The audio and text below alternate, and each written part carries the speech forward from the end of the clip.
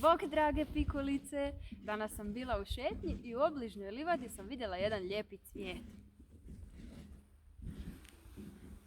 Ovaj cvijet zove se zumbul. Ima bijelo cvijeće, a može imati ljubičasto ili plavo.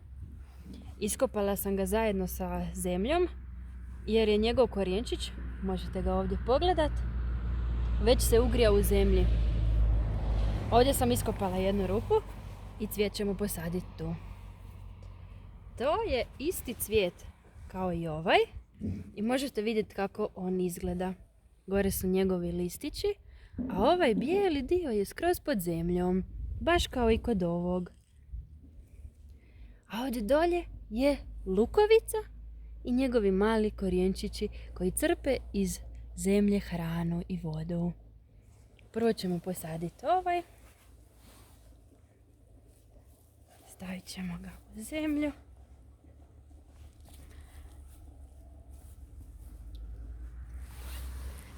Dodati još malo zemlje sa strane.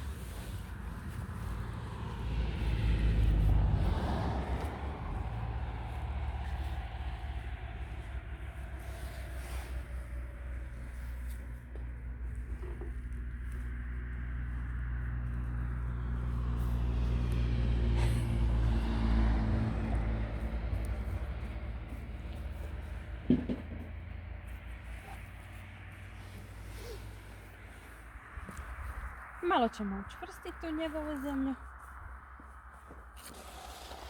i zalit ga cvjetićem. Nemoj uzi. I daćemo mu puno ljubavi. Rasti nam lijepo cvjetiću. A možda ste i vi vidjeli neki lijepi cvijet, pa ga probajte posaditi negdje pored svoje zgrade ili u svom vrtu